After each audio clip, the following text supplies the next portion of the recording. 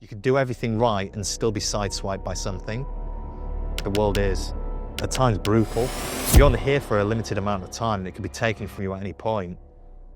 And so was that somebody that sort of exposed that to you? Was that more self-awareness? At its worst, I couldn't tie my shoelaces. I couldn't brush my teeth.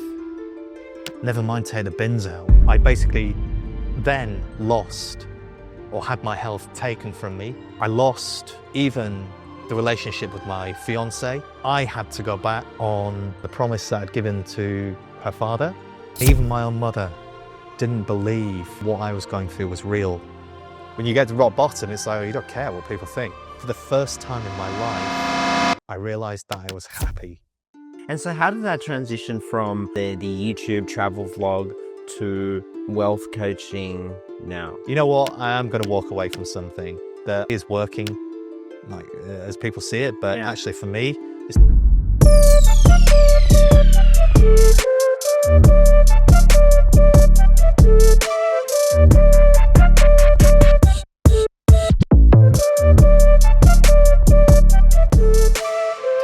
Right, welcome to Creative Freedom, another episode with another fabulous guest.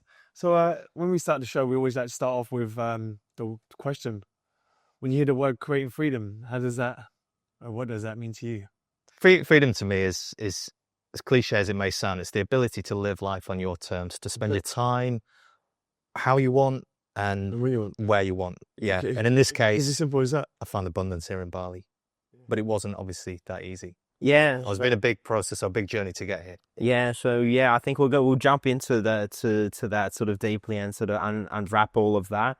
But for the listeners and the viewers that don't know who you are, Rai, why don't you go introduce yourself and tell us a little bit about yourself. Sure, man. So I'm James, and for those of you who don't know me, which is probably everybody watching this, unless you happen to have seen some of my travel YouTube stuff, which we'll get onto a bit later. I basically grew up in England, fairly conventional upbringing. There's not really a rags or a riches story, pretty run-of-the-mill.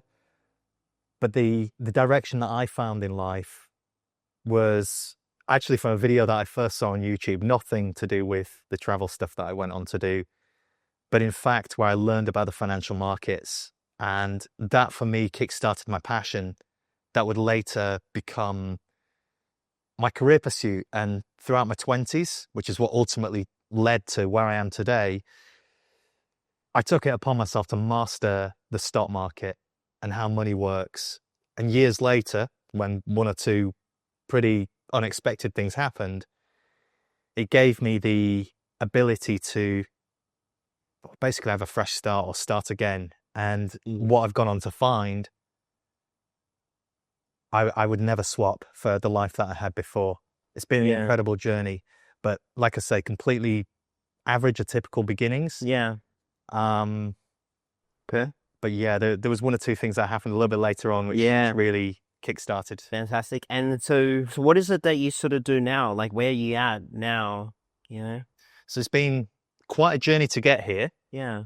But I'm now currently working as a wealth coach here in Bali. Now, to say those two things in the same sentence seems like the most cliche thing ever.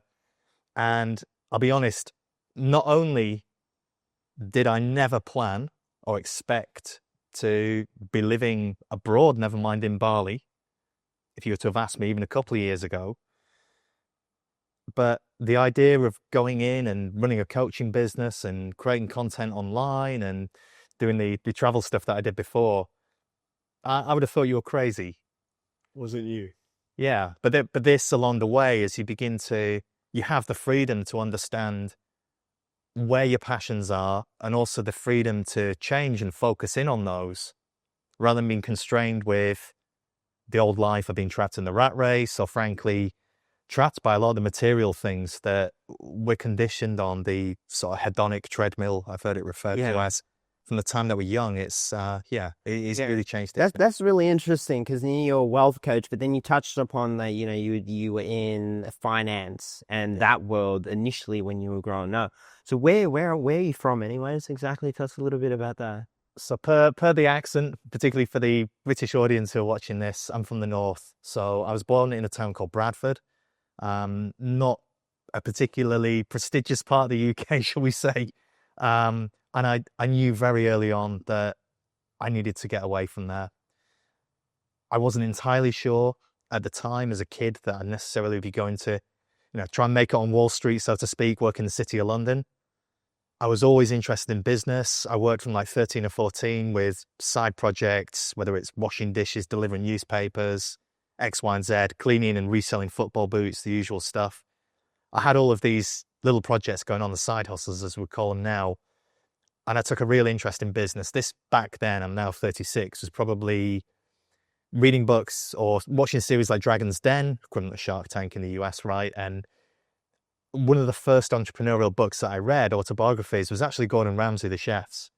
And at the time, I was washing dishes and beginning to look at, well, maybe I can work in the kitchen. I had a real interest in food. My first passion was, as you can tell, my first passion was in food. It's a good job I'm into fitness as well. Yeah.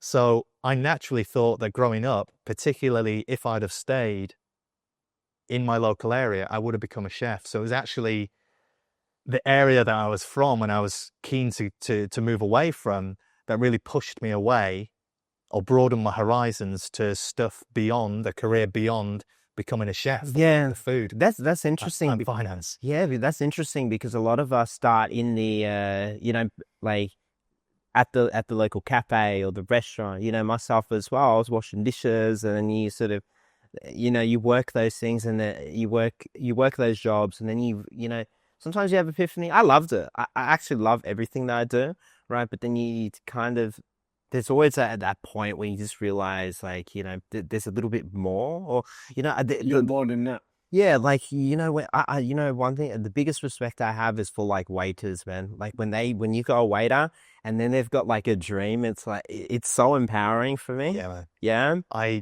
do remember I worked in a Greek restaurant amongst others. And as I'd kind of moved on from washing dishes in the back of this Tex-Mex place around the corner, I was moving on up in the world. I think I was now about 16 or 17 part-time. I was waiting tables before getting into the holy grail of bar work. Easy, tips, fun, music, girls. Same. Yeah. A lot easier than washing up in the back. Yeah. I remember dropping a dish. I think it was a beef stafado or a lamb cleftico on New Year's Eve. Yeah. And the reaction you got was, so yeah, the respect I have for front of house is like, Yeah. you get difficult customers. But early on, I enjoyed making money. Yeah. I was very much determined. I knew I had to go out and get it for myself. I was determined to do so. I enjoyed the process. But the catalyst around that time for me, which really pushed me away, made my decision when I was 50-50, whether to go into chefing, not the time that let's go into chefing, that was a saying in South London, or basically go to uni, which I wasn't 100% set on by any means. Yeah. I took some shit, and an old friend of mine turned on me over £3.73, some bullshit over a house party. That was the first and only time I've basically been bullied in my life. And going probably 17, it was around A-levels. I was threatened daily on the way back from school. I knew this guy had no real prospects. Didn't have the options through his own behaviour, right, that I had to go to uni. He was getting derailed. And had I have allowed that to pull me down, I'd have been trapped in the same environment, probably gone into the kitchen and been stuck there. So that is through defiance. That's what drove me on. And at the time, it was always about doing the right thing, not rising to it and earning that, I suppose, displaying that discipline and taking shit, and just not reacting emotionally. That I think later in life, not only did it drive me on, but later in life, in a career in financial markets and trading, where you need that emotional discipline.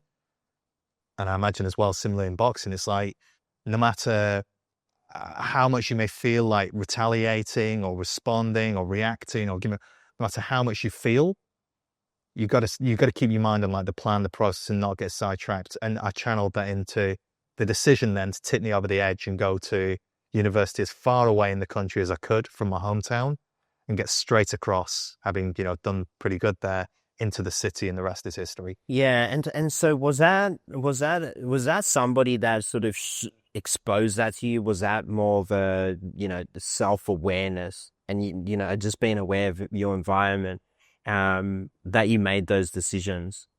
I think it just tapped into defiance. And I've always been a determined character. So I think it just manifested itself in that way. It was like, you know what, I'll show you kind of thing, or not just to him, but I'm just going to use that fire to like outperform, to just fly now. Yeah. And coincidentally, if you're watching this, Adam Walker, and we never had opportunity to speak since, I'm not going to call you out like John Fury, but all I would say is I saw the documentary on Channel 4, which was called The Job Centre. When we were then in our mid-20s, I was working as a derivatives broker in Canary Wharf. My career was going well. And I did see that documentary that you appeared on as a small-time weed dealer, where you were begging for job seekers allowance and everything else, and you made a complete fool of yourself. So here we are years later. So it all worked out. Interesting. And then when you've done that, you've gone far out as you can. And then how did the finance gang sort of come in? Was that sort of presented, or was that hustle that you're in? Right. Well, how'd you get into that? Because that's interesting to me. This is the best thing about social media. Given, considering our ages, right? You've still got the beauty, you've got the good genes. I think you feel like I'm only a year younger than you. Yeah, I'm 35. it's going well. But for me, social media, I think this was before the iPhone had been released, when I was in my final year of uni. It was 2009. So I graduated 2010. So you may recall, I certainly remember at the time, before ever being aware of financial markets, that great financial crisis was going on. Yeah. Right. It looked like capitalism was melting down. Banks were going bust every day. It sounded like Armageddon. The stock market was on the main headline news, morning, noon, and night. And what an echo chamber that was for like hearing about this stuff and beginning to think about it. Because I'd always taken that interest in making money when I was young, but as I began to read more of the books, autobiographies, what have you, I began to learn about just how difficult it was for many entrepreneurs, particularly if you're owning restaurants in the restaurant trade, for them to ultimately not go bankrupt inside of 5 years. Yeah. So for me, the appeal of the stock market was like, look, it is highly entrepreneurial. You can have your interest in businesses, but you don't have to have all of the hassles and stresses of trying to set one up yourself, have employees, leases, got all that stuff going crazy for years before you're actually up and running, potentially losing your house, getting divorced, all that terrible stuff as like a failing entrepreneur, when you could instead invest even potentially other people's money, your investors' money, in proven businesses, as well as some of those that are starting up, the more exciting fledgling punts, and not basically tie everything to just one idea. Yeah. So it was kind of like easy mode entrepreneurialism. Yeah. And you could spread your risk across like hundreds of companies. You can just trade in and trade out and change your mind. Yeah. Without committing your life, maybe even your future wife and family's happiness and everything else, to just one punt, one idea that you had. Yeah. Which, let's be honest, for the majority of people, it's not going to work. Yeah. Whatever percent fell within 5 years. It's like 9% or something. It's ridiculous. And that's brilliant because, you get exposure to like all sorts of businesses. Exactly. Some businesses you've never even heard of. Like even like the craziest things that are these days is like, I always say, I'm always scared of like the little kids, yeah? Their business models like nowadays that like it is insane and they're just printing sometimes. Yeah. So aware. So aware. I mean, back in the day, one of the earliest examples I had when I was receiving my training as a grad in the city was like, who's the biggest landlord in the UK or in the world? Yeah. And I think at the time it was Tesco, supermarket chains. Like you would think of them as a grocer, as a supermarket, rather than basically the biggest realtor. Yeah. In Britain. It's those kind of facts as you see the world differently. And from there, having studied economics at uni, it's where you begin to see the world as, like the macro world, as a puzzle, and the pursuit of trying to complete that puzzle, because it's ever changing. Yeah. It's kind of like the impossible pursuit. Yeah. And that's why it's so fulfilling. Yeah. I mean, I so relate. Yeah. Cause I did at university, I did social sciences. So it was an understanding on a macro global level and then a psychology level as well, Mad. from like different schools of thought. And it was wild. Like, you know, to be honest, I never used it. I didn't even know what job. Honestly, I failed engineering. And then when I failed it, I said, look, which course is the most girls in it? And I picked that. That's why I did psychology as well at AS, and I got an E, I think, or a U first time round. But Yeah. But yeah, understanding like that, like you so understand, like trying to pick that as like a puzzle because it's ever changing and the market dynamics change like very quickly. You have Trump in there and Trump in now, and it just shit is going wild. And I'm just trying to anticipate the effects and impacts like globally, right? It's just naturally I do that. Yeah. It's totally that. It's the butterfly effect. And ultimately, because despite sort of economics 101, we are human. We are not rational decision makers. We have inherent behavioral biases, right? For people act on emotion and don't always conform with absolute rational behavior. Perfect example of this from financial markets is nobody would ever panic sell. Nobody would ever sell in like a horrible recession, because if they were perfectly rational decision makers, they would be prioritizing like their terminal wealth or their terminal investment value, which is many, many years from now. Yeah. It's like when they retire or whatever. So there would never be any panic selling. And of course there is, because we're emotional. Yeah.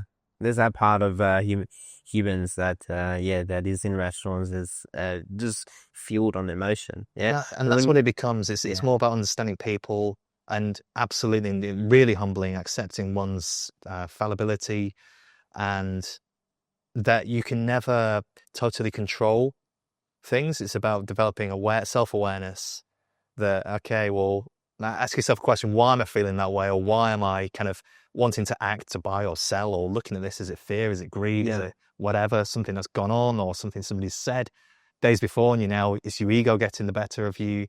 The real pursuit became understanding one's psyche, oneself, and being aware of other decision makers as well. And that's really And so how long were you in the financial markets for? So I was actively trading from 2010 when I graduated through until just after the pandemic. So about 13 years in total, which is a long time. I can definitely feel it. Whilst I've done a great deal in the meantime since that, I've certainly experienced a lot. I think that a little bit like I liken it to being a professional athlete with sports, in where it's hyper competitive.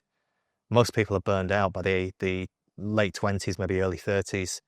For me, it wasn't. What led me to change and do something completely different when I began the travel YouTube stuff before arriving here it was actually a health condition. And it's kind of ironic that throughout your life, the saying goes, and you're always told, health is wealth. Yeah. As a young man, I had both. I'd always been into my fitness since about 16, 17, always focused on that as well. Since, the guy who gave me shit around 16, 17, again, I focused my mind on not only moving away, but also, basically building the body, getting bigger in the gym. And yeah, I think had it not have been for the health shock that I had, where basically I have to go into it, but basically thought I would never recover, nearly lost my life, thought I'd never recover or have the potential or ability to do normal things that I'd always taken for granted. That whole health is wealth mantra in my 20s was lost on me, because I had money and I had my health. I had both. It sounded like something that people say as cope, who have only got one or the other, or who have the health. It's, well, health is wealth. And that's kind of like a comfortable thing if you haven't pushed on and earned. Yeah. So, I had the big wake-up call. Yeah, so that happened when you were, 13 years in, and then you had the health scare. So we'd just been through the pandemic. So as we all know personally, it was a pretty volatile time. But in addition, or alongside that, I was managing money, people's pensions through that period, and it required some bold calls. And thankfully, I was at a point in my career where I was confident and qualified, certainly, to take those or to command those decisions. I was chief investment officer for a pension fund at that time, but I was still working remotely as the rest of the team were. We hadn't met up in months, like most people, most businesses. And yet, whilst the headlines were furlough and all these cataclysmic things, I was still day by day from my home office having to make these decisions which would impact millions of pounds of the fund's assets, which were regular people's retirement accounts. And emerging out of that period professionally unscathed, despite it being one of the most challenging periods, but also most fulfilling because you steered or successfully navigated it against the odds. Super fast learning curve. But then out of nowhere, just as the world was opening back up, tentatively albeit, I developed a mystery for 18 months, a mystery condition, which retrospectively was partly described to me or defined as myocarditis, the heart condition, scarring of the heart, but with a bunch of other stuff, which was triggered by the vaccine. And that was not diagnosed. And you could see I paused to try and find the right way of framing it. I don't know if people could see it all along, but they were prevented from giving me the diagnosis or admitting to what it was. So it'd be very clear what had caused it. There's no witch hunt, there never was. I just wanted to know what's wrong with me. How do we fix it? Because at its worst, and I'll run through in a minute the things that I lost, but at its worst, I couldn't tie my shoelaces. I couldn't brush my teeth. Never mind take the bins out. I walk them down the road from my apartment. Seriously. And in this time, ironically, it was, because this was like late 2021 going into 2022, you'll probably remember, and people watching this will, everything was booming. So we had the stimulus, anything to do with tech stocks, crypto, whatever it may be, was going up. Everything was going up. Watches, I had a big watch collection back then, whatever it is. Before I got rid. Houses, boats, cars, if you were looking at some buying, but whatever it was, everything was going up. I'd had the most prosperous period financially at a time where out of the blue, no matter or despite having done everything meticulously, never had more than 2 weeks off training since I was 16. You do everything right, you take every vitamin pill under the sun, you eat the right stuff, you have the right supplements at the right time, all of this stuff. Ultimately, there is no control.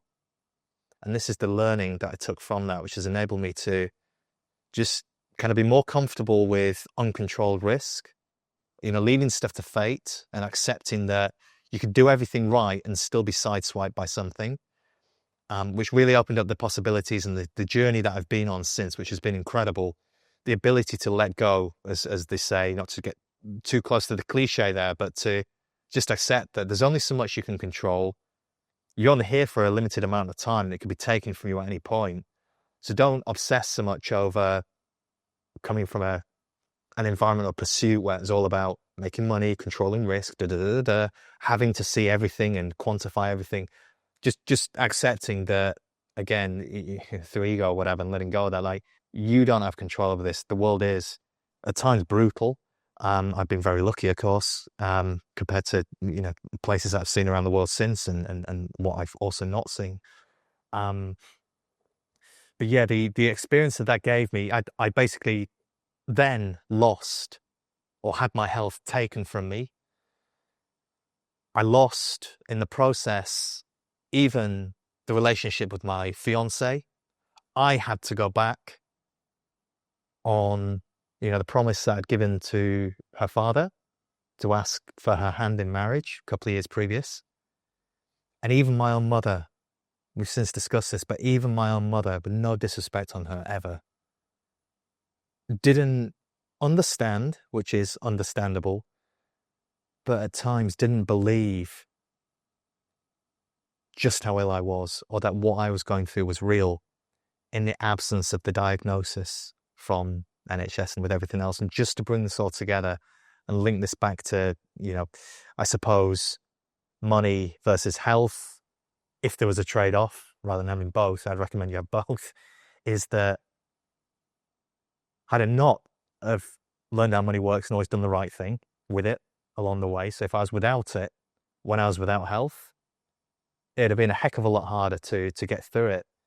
And I certainly wouldn't have had the ability to find the answers, which I still didn't really get. I got closer to, but to experiment with things, which in my case was hyperbaric oxygen therapy, that was really the only thing that, when I say worked, it didn't fix me, but it improved or helped me to manage with the condition and eventually get out of it and move on with my life. And that ultimately was the catalyst, and what was otherwise holding me back, that proximity to that oxygen therapy centre in my hometown, West Yorkshire MS Therapy Centre in Leeds, charity funded.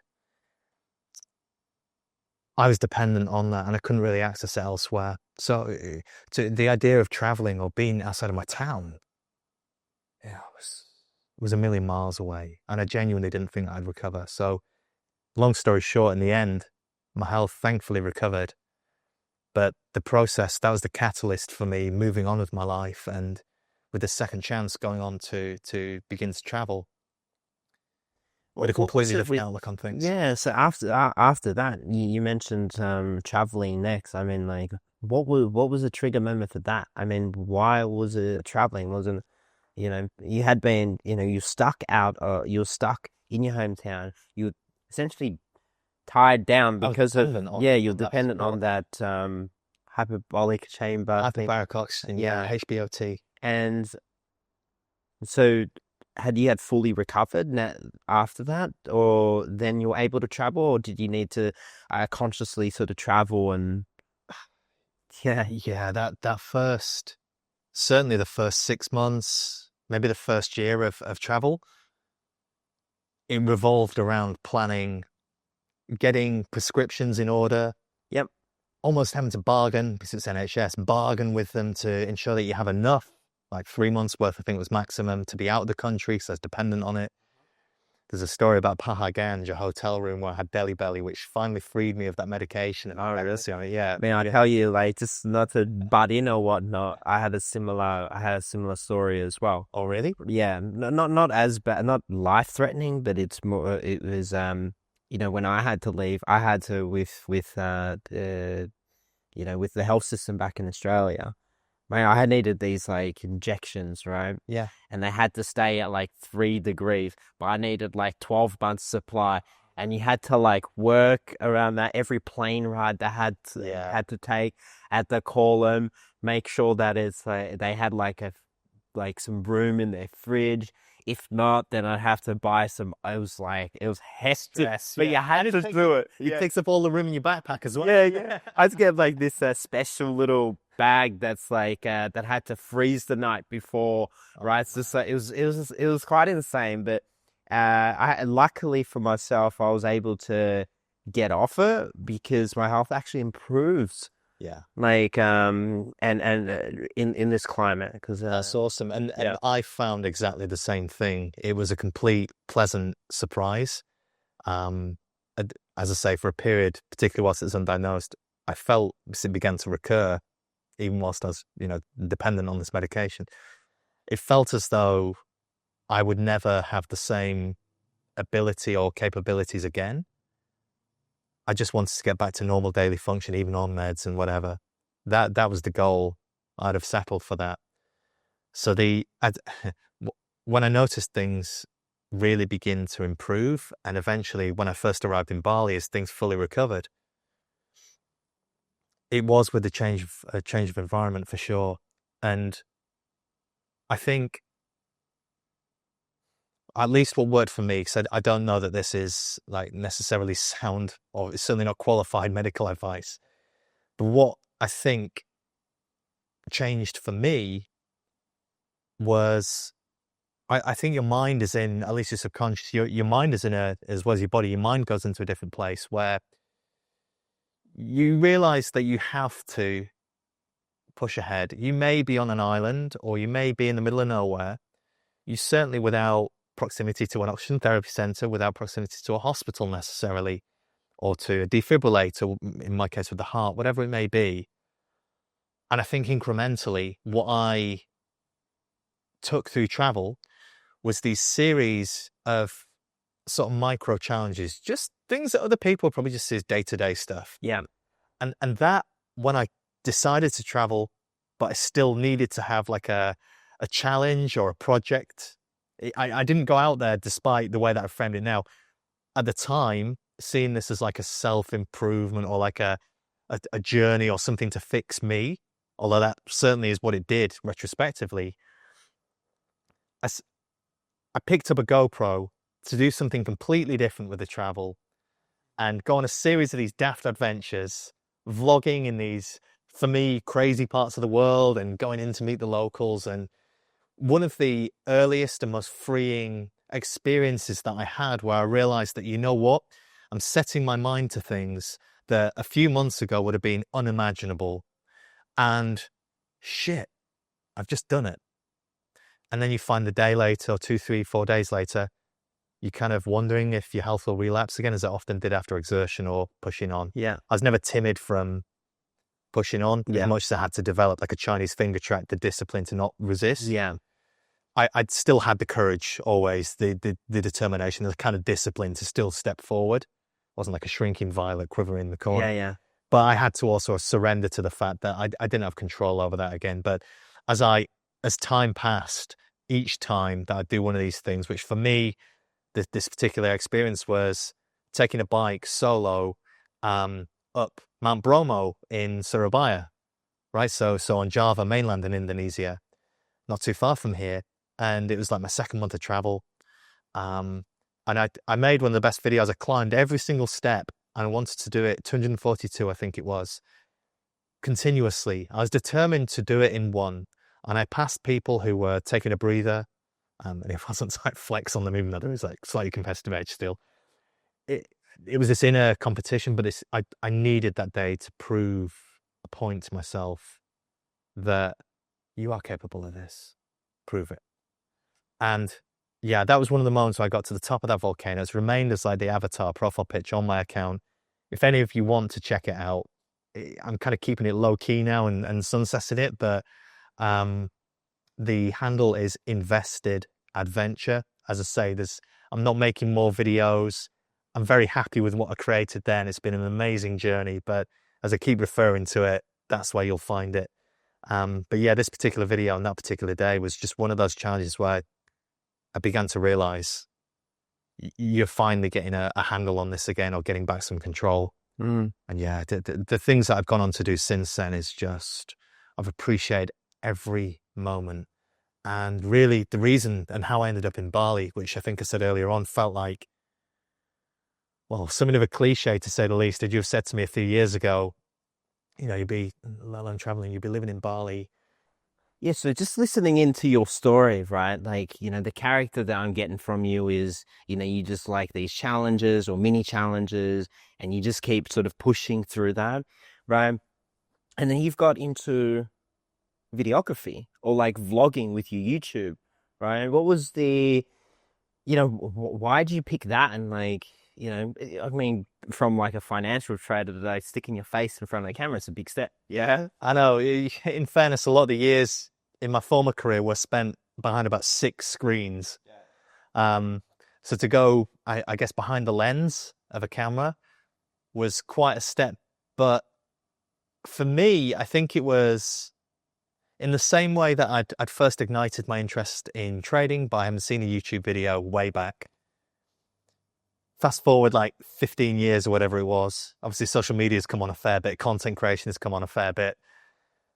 I was watching a bunch of travel YouTubers like Bald and Bankrupt, and a couple of the guys that are around here now who live in Bali, who I first spoke with to, you know, kind of figure out if I could try this crazy thing. Shout out to Harry Jaggard if he's watching, and a couple of the other guys.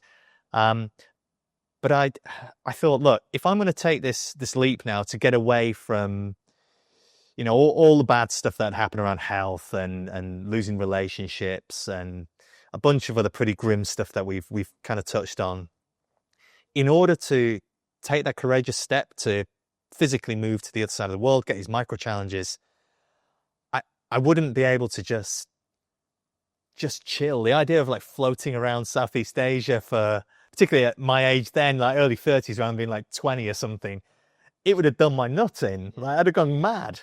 So I needed a project, something that was still a breakaway, a long shot, and this one certainly was, from that super intense corporate world, right, of trading, of money, of financial markets, and to go and do something wild, something completely different.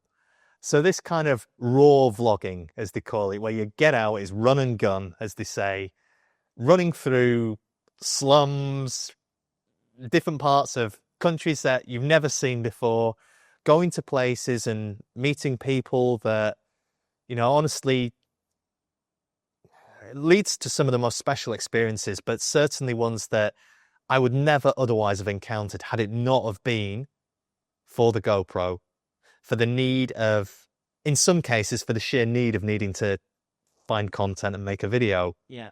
When I was doing this as like a business for that year, what I learned in that time, as well as what it gave me personally, beyond what it gave me personally, was content creation. So that's really how I was able to go from, you know, the guy that had spent his career behind monitors to then the guy that's out in the Wild West sometimes having all these bizarre like encounters and crazy like fun interactions with people who are from a completely different culture, and immersing yourself in that, just throwing yourself into it. What it gave me was the ability to film and the ability to spend even more hours editing, right? And all of it's shit. Yeah. When you do it for yourself. But you just get less shit at it Yeah. the more often you do it, I like think- anything. And yeah, often, and particularly when you look back at some of the early stuff, it is a baptism of fire. It's like, oh Yeah. my God, this is so cringe. But you develop through it. And actually, through having produced somewhere between 2 to 4 long form videos per week over various stages that year, never less than 2, and 4 was like as many as I did, particularly in India, where there's a lot of content I could do 4 a week. I guess you've averaged 3 videos a week for, it was an entire year before I arrived here in Bali with a strategy for the second year. It was working as a business. I'd grown it to about 40,000 subs on YouTube at the time. It was working as a strategy. I was enjoying the travel, although the intensity, the frequency of having to keep bouncing through different countries because you had to keep up with making content was getting pretty exhausting. I basically burned out. And it's one of those things that I have faced in the past, demanding career, pandemics, all that kind of thing. A lot of people, I think, can relate. But I realized that I'd regained the potential in terms of my physical health, being able to train again, being able to, if I stayed in one place and wasn't bouncing through edgy areas, eat well, rest, form community, work on projects with continuity, perhaps as an alternative to travel YouTube, which is then how I ended up reverting to my expertise, my former expertise in financial markets, to then teach people and coach people about how to manage the money. It was the skills that I learned in that incredible year of vlogging that I've now been able to apply. I've unlocked my ability to be creating content in a different field, which was known to me before, but I would never have been able to operate in, and never would I have had the same freedom had I continued working in the city in that subject, in that discipline, to be, for example, in Bali or wherever I'd want to be in the world. And that, when you asked at the beginning, like, what is freedom to you? That's what it is. That's what it's unlocked. And it's incredible for you know, for many people, especially content creation. You've had like your expertise, right? And you've done like something completely sort of different, right? That jump is that jump is huge. Baptism of fire, Sure. right? You know you're going to be shit at it, but just that thought. And then going through that whole process of that year. Luckily, you were able to make, you know, so I guess some money from it. I guess you call it a business, right? You made some money out of it, and then you've known that that's eventually sort of burnt you out, and then you know that that particular business isn't for you. But I think just giving it a go and trying like different things, because at the end of the day, you're just racking up all these skills where you're at the moment, which is, I think, is brilliant, because now you've reverted back to, I guess, finance, but with the content creation skill set, and when you merge those two, it becomes incredibly powerful. Absolutely. There's no way it's bridged that possibility. There's no way I could be doing what I'm now doing without having that chain of events that led to that adventure. Absolutely no way. And something you also touched on, it made me think or recognize that maybe part of the challenge as well, or the change, was leaving something that you had mastered, that hyper competitive pursuit, that you had to be on your game and you had to be genuinely talented. There's no hiding, like numbers don't lie, as I said. You had to be a top performer. Let's not blow my own trumpet to possibly survive in that environment for so long. And I've been there to then starting at the bottom, completely on your own, in something completely alien, and having to learn from scratch. But in that process, when particularly when we can talk about identity, perhaps this is an interesting one for me, when we attach to certain things or associate certain things as our identity. It's usually our job or what we've always known, or our fitness. So you're the guy that has got big biceps or whatever because he's been trained since 16. When you end up out of shape because of your health, you lose your identity. Well, I can't train anymore because I'm so ill.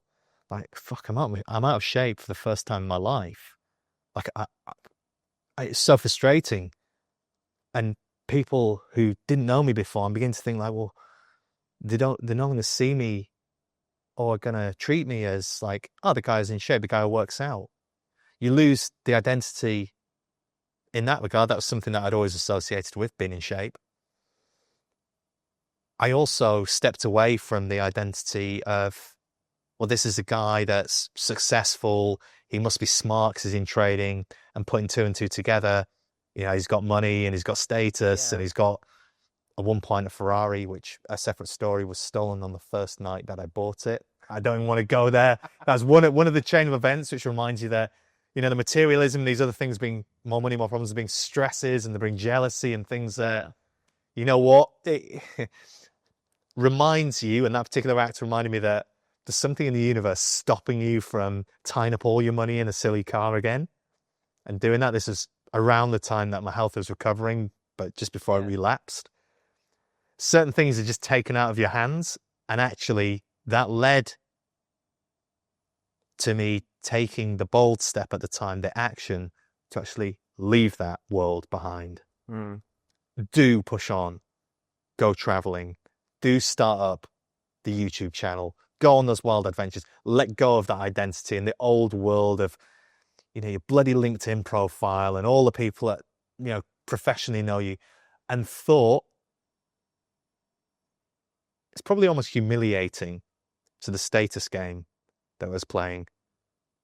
Probably thought I was crazy, and I probably had to be a bit crazy, but due to the health situation, it was dire straits, right? Yeah. Dire. So when you get to rock bottom, it's like, you don't care what people think. Yeah, well, that's interesting. But that's what drives you on. It gives you that launch pad then, and the opportunity to just go out and find who you are. Yeah. And learn things about yourself that you didn't know were there. 100%. And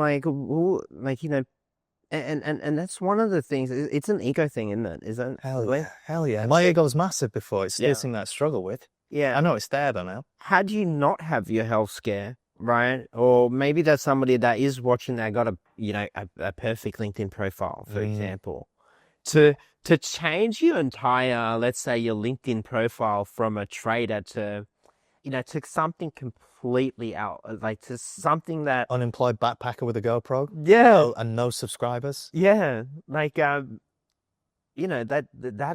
a huge, not that you would do it, maybe, I don't know, but, mentally, internally, that's what's happening, right? That process is how I found peace. It was like people have always said, money doesn't bring you happiness and all the rest. It's like being just with the again, kind of cliche, like 5 black t-shirts in a whatever it was, 27 or 30 litre backpack, having never done that before, and half the space is taken up with medication. I was saying in the beginning, due to ill health, I had to take massive prescriptions in advance, and the other half is taken up with like GoPro paraphernalia and hard drives and all the rest. It's like, yeah, the connections you make in the process as well is like what changes you, but you realize, oh, you don't need any of that shit. Yeah. And so like now that you're, you've burnt out on the YouTube stuff, you've got the skills, fantastic. And then you said you come to Bali with a second strategy, or like you come into Bali a little bit, maybe 2025, a little bit harder. So kind of know your direction and sort of your North Star. So when I arrived in Bali permanently, according to Grassi, who I was listening, or with the intention of settling here permanently, it was a few months ago, and whilst I've done some travel in the meantime, of course, naturally not being permanent resident here yet, it's my intention to be.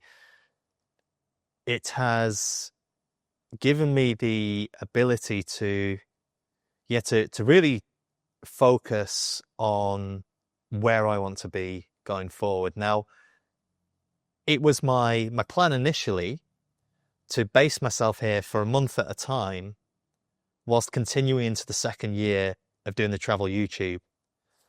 I'd been continuously on the move for that first year. Yeah, that's filming and editing. It was too much in the end, and hence I burned out. So the second year was, okay, I'd visited Bali for only a few days, usually at the back end of filming in somewhere like Java 2 or 3 times previously. My plan was to go and grab content over a couple of weeks of filming, then each time come back and reset, have something of a base, a semi-permanent base in Bali. But then, after having spent 3 or 4 weeks here, so that initial month that I was planning on doing, it was only with hindsight that I could see, that's why you couldn't figure out what was wrong, or everything seems to be working, but why can't I bring myself to go out filming again? I recognized with hindsight, or retrospect, that I was burned out.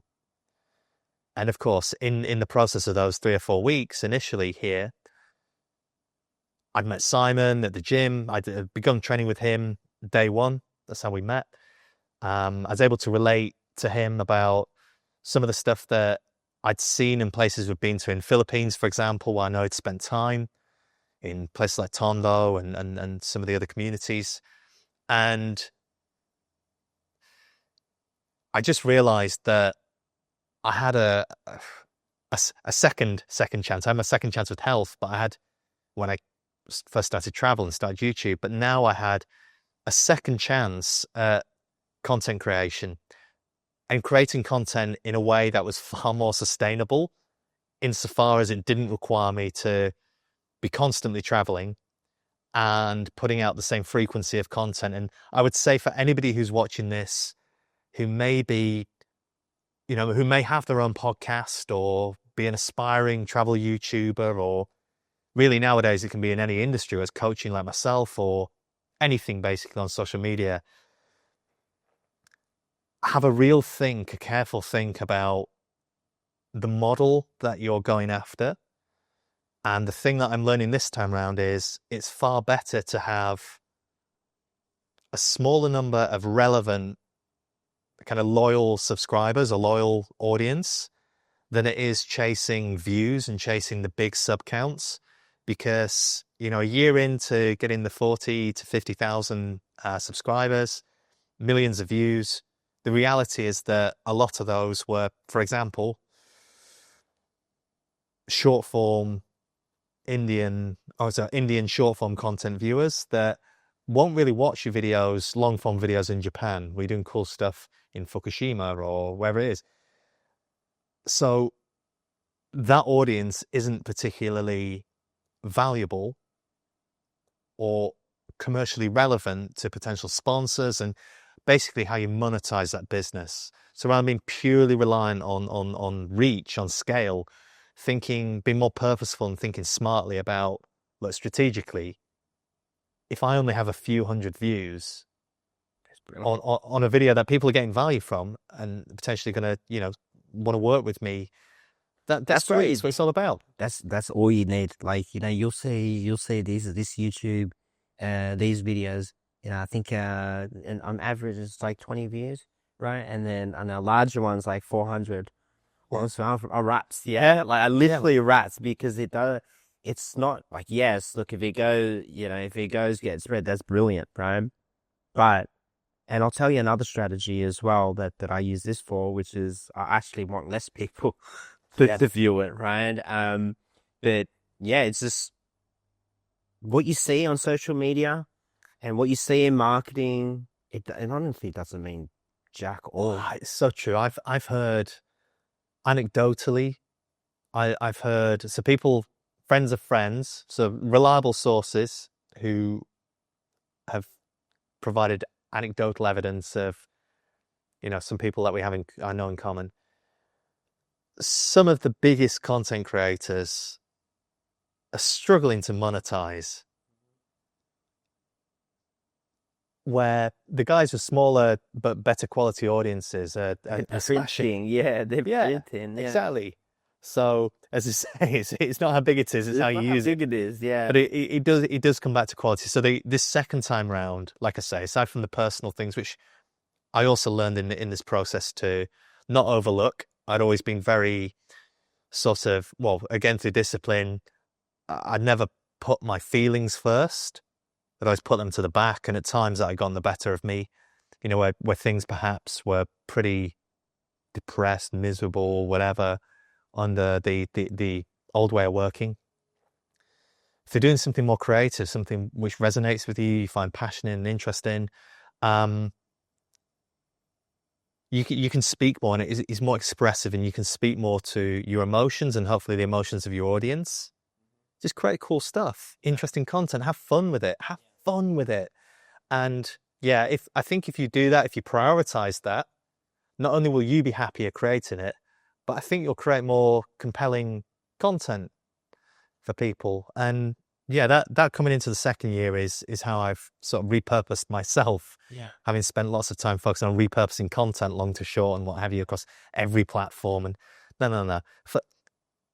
Find your audience, go and focus on where they hang out, the people that you want to speak to, focus your energy on creating great content in that format, and don't worry about trying to, get excess viewers that aren't your target audience on different platforms, on different because they're not your audience. Yeah, and I mean, it's not really either. And YouTube is really great at the moment, like really great, because they'll go find the customers for you. Yeah, which is fantastic. You just need to put it out there.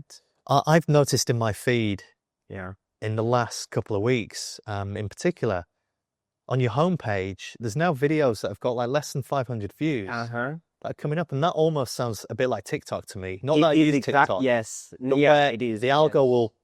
Correct. Yeah, we'll find the viewer. Yeah. Regardless of your following. Yeah. So we're just going really technical into this. Yeah, I'm interested to learn about this. So I don't have any deeper knowledge there, really. Yeah, look, I don't have too much, but I like to be in different groups and just have an understanding.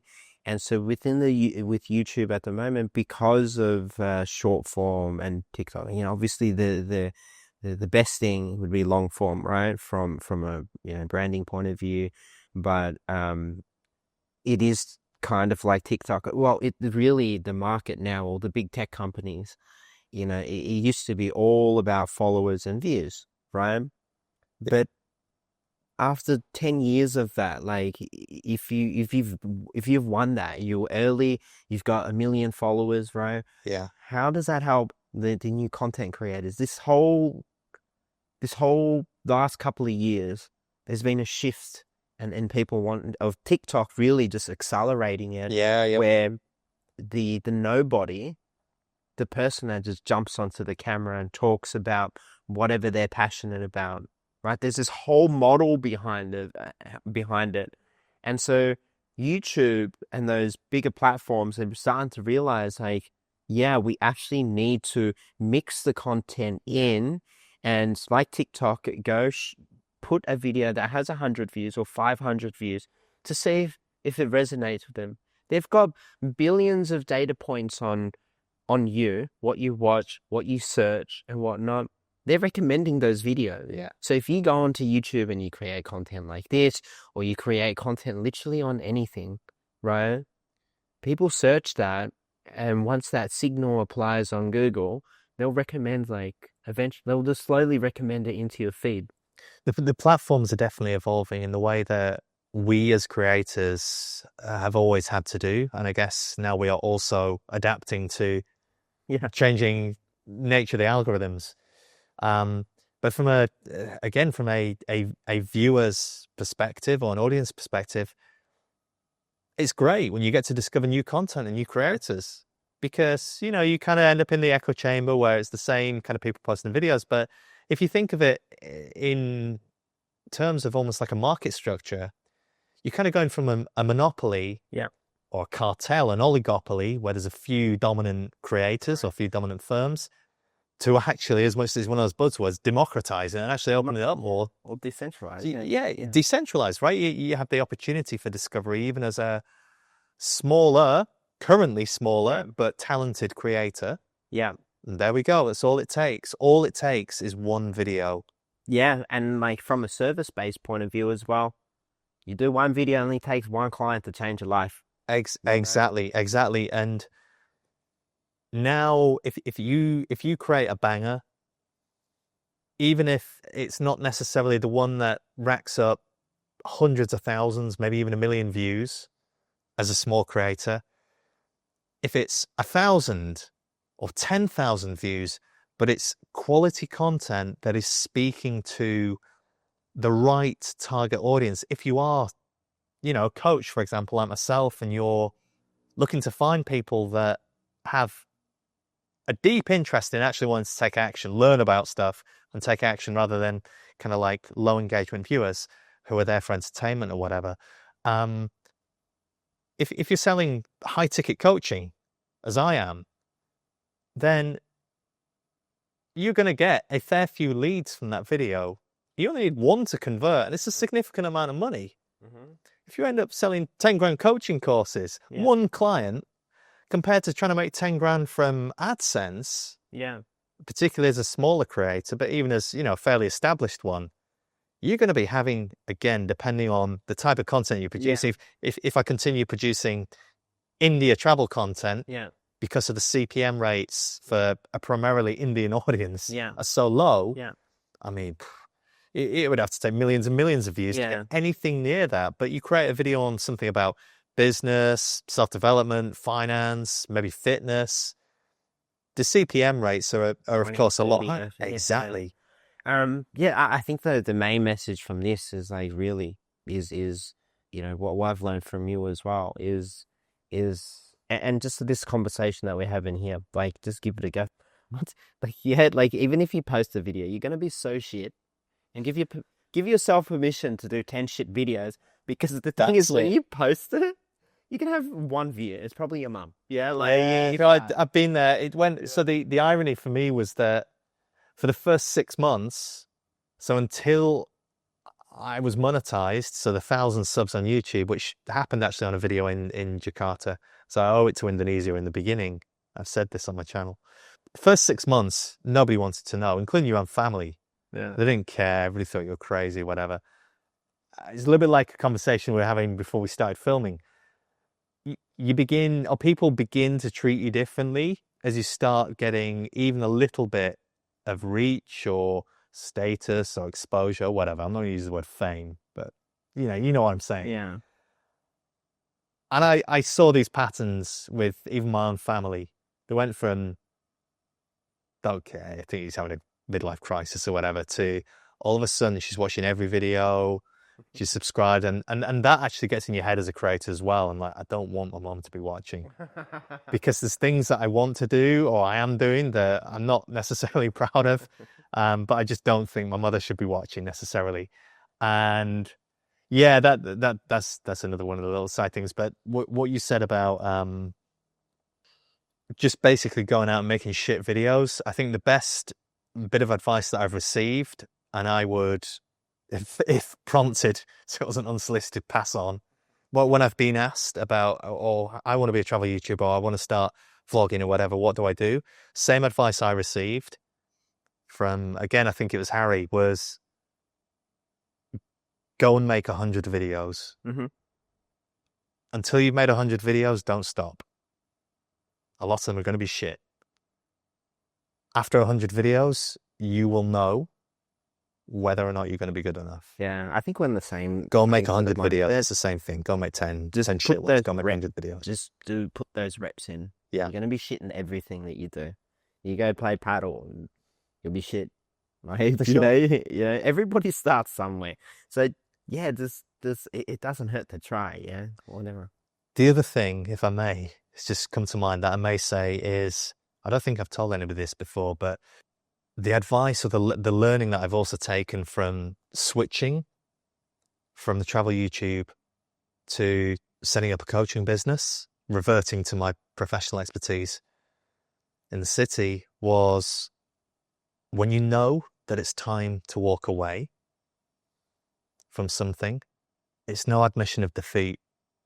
Don't let your ego get the better of you, or basically, as I'd foreseen, build a prison for yourself, where had I have continued with it, because in the back of my mind, the loop that's playing is, aside from the self-doubt of, I kind of like doing this some days, and then the other days you're like, oh, I'm tired, right? The endowment effect, or whether when you've sunk so much energy. I had 2 employees for the second 6 months, short film editor and a marketing assistant in the Philippines. You've paid salaries, you've spent thousands in flying around the world and creating videos and doing these kind of things.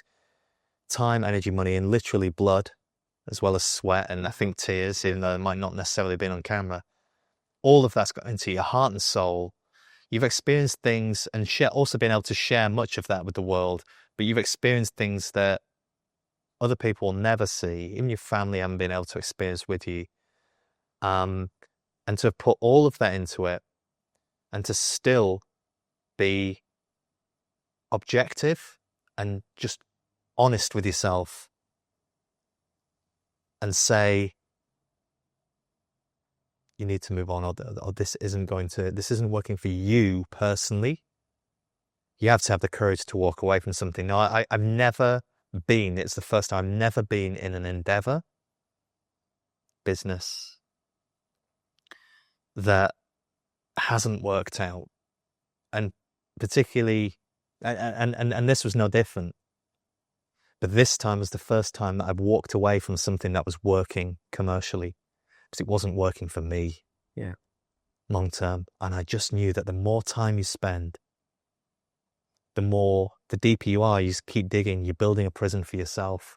And this time round, compared to, the 10 years, 13 years before that, based on what I'd learned in making the change and moving on, it wasn't such a big deal or rather, I knew to put myself first when it was time to put myself first, to not neglect the opportunity and abundance that was available to me here in terms of eating well, being able to train again and train as much as I wanted to do, as intense as I wanted to do, try boxing, whatever it was. To have the community, the network here, the possibilities to meet cool people, to be creative, to build new things. Everybody's doing something creative around you here. There's no negativity like back in the UK. There's not this old mindset of like, well, kind of bury your head in the sand to your problems or dissatisfactions and just carry on, or never give up.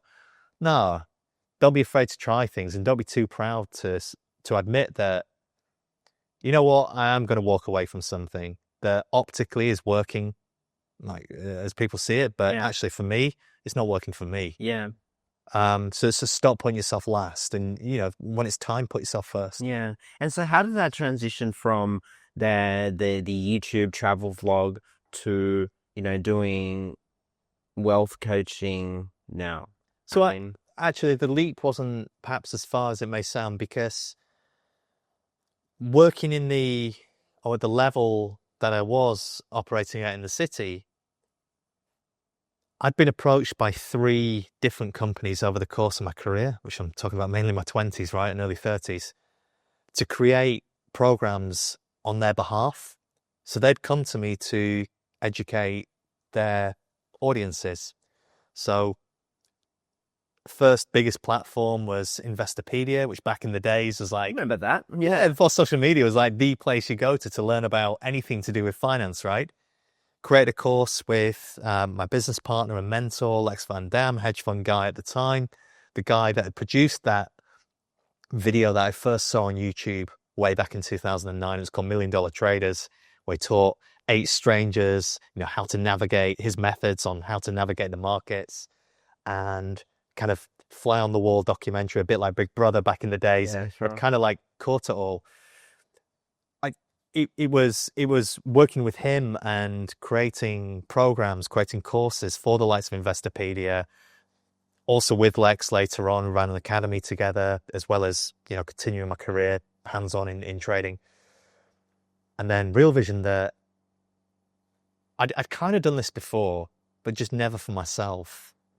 So having learned with the experience that I've gained doing it, but also creating courses and educating along the way on behalf of other platforms, this time round, I knew exactly how to do it effectively, but in the way, unshackled, in the way that I wanted to do it, I thought was best. So it's not like I haven't done this before. I just hadn't done it independently. I'd always had like a big client that I was representing, or like a big platform, I guess, previously. So it's nice to be, whilst I had a fair degree of autonomy before, it's nice to be fully in charge without any other kind of commercial interest or conflict of interest, or, sure. where they begin diluting you a Yeah. bit, or trying to bring you back on brand, or in the case of my beloved American cousins, where you work for a big American client like Investopedia, for example, not naming them specifically because Interactive Corp has probably got some very good lawyers, but the S&P 500 listed. But, you begin to adapt to their needs, and you may need to be a bit more commercially racy or aggressive or whatever. And it's like, you know what? I just want to deliver the content that I believe in, teach people in the best way possible.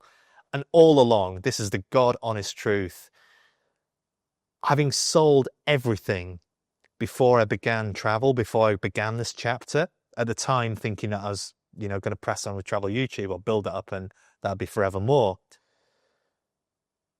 I left the city and I applied the very same methods to investing in the stock market with everything that I'd sold, because I wasn't going to have a house or anything like that whilst I was traveling. At the time, inflation was sky high. So having money sat in the bank was just like financial suicide. You were losing 5, it was worse, you were losing like 10% a year. It was like 11, 12, I think even 13% at its peak in the UK. At the time that I was leaving, you have to own assets. You have to have a claim or a stake on some form of asset. And look, the stock market is being very kind to me. It's where I developed my expertise. And naturally, where I put my money was in what I knew, what I'd developed an edge in, but I wasn't talking about it. So it wasn't relevant to, my travel adventures on YouTube, going into slums or at volcanoes. It wasn't relevant to really be to my audience, to be able to teach them about, well, this is actually how the stock market works. So this is why it's important to have investments. This is how the stock market works. And this is what I've been doing, not only in my career, but behind the scenes, managing my own money now without the safety net of a big salary or a big company name on your business card or whatever to hide behind. That you're only as good, you eat what you kill, you're only as good as your performance. Yeah. And in this case, now it's, you've got everything at stake financially. It's your own money. Yeah. Don't fuck it up, because there's no paycheck now either. Yeah. So you can't afford really to lose stuff. So risky, you got skin in the game. Hell yeah. Yeah. And that's why the beauty of it is, like a couple of years later, was like, I'd continued doing, I'd been doing that all along. I felt I hadn't found a way to express it.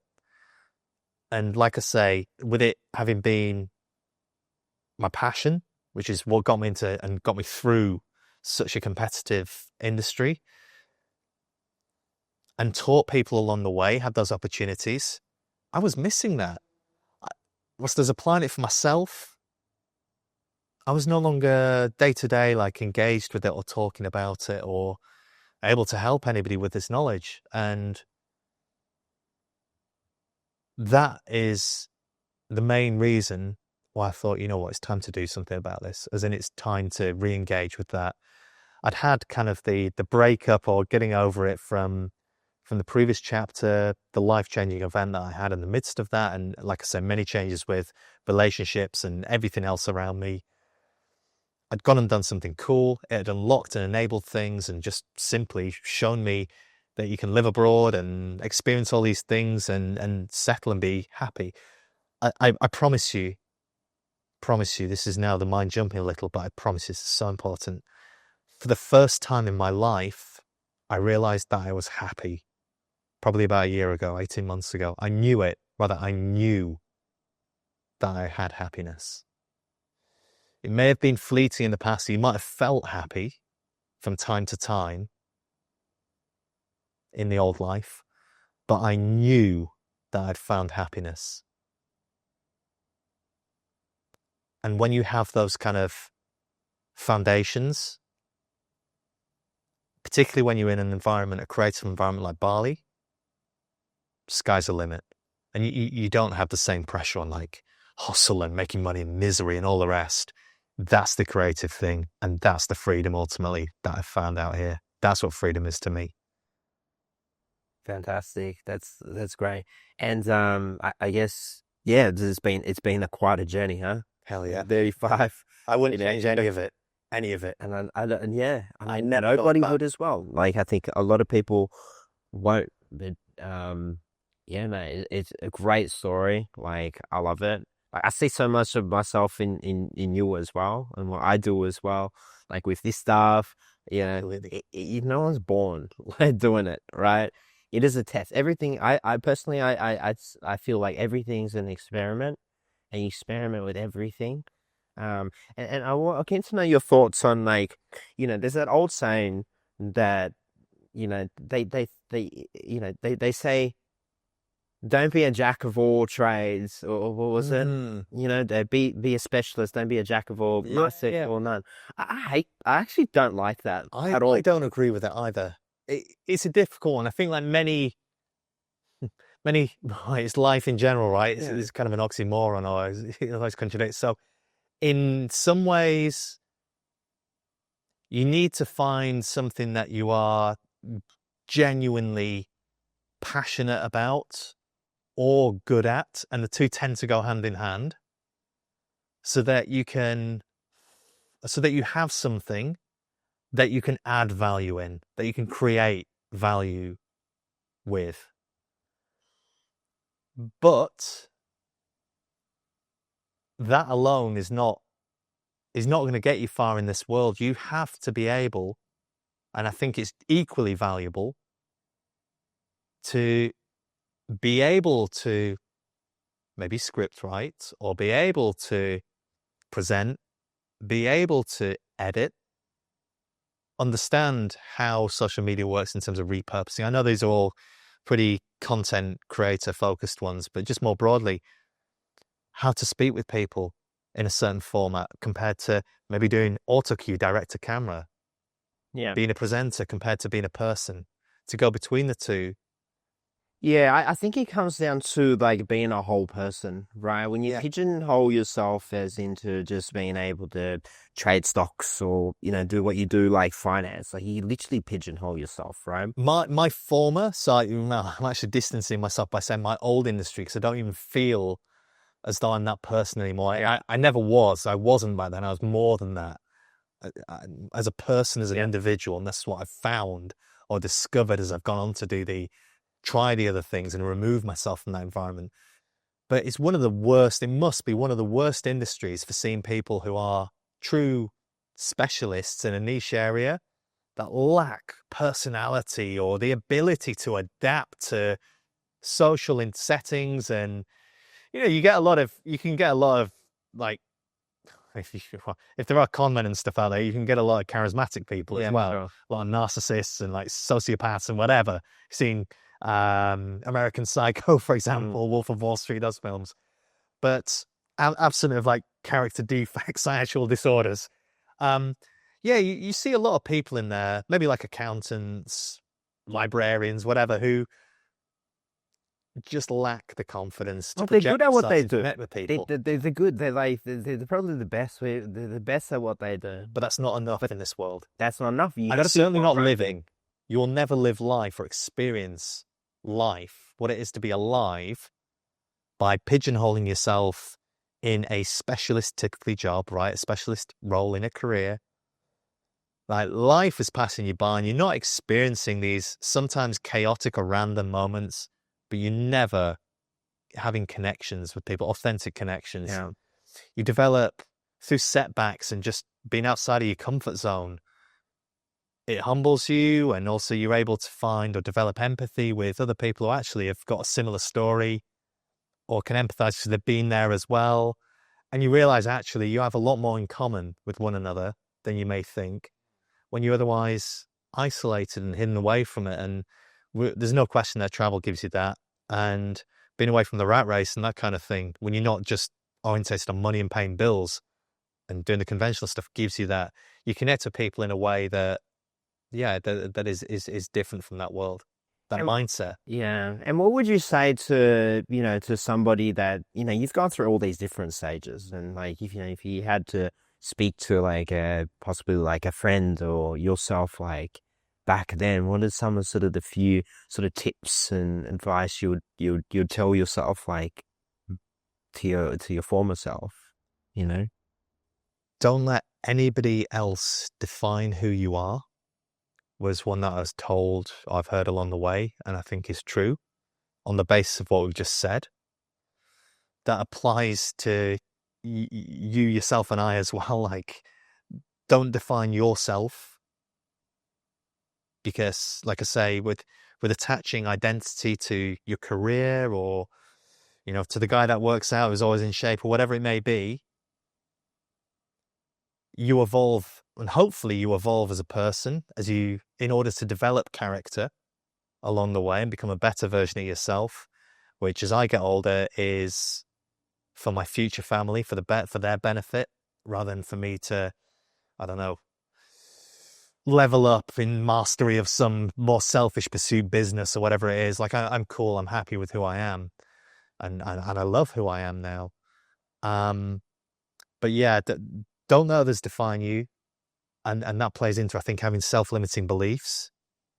So don't attach too much to a particular thing as being your identity and only what you're capable of or who you are. And the second one that's less waffly is, as Nike said, just do it.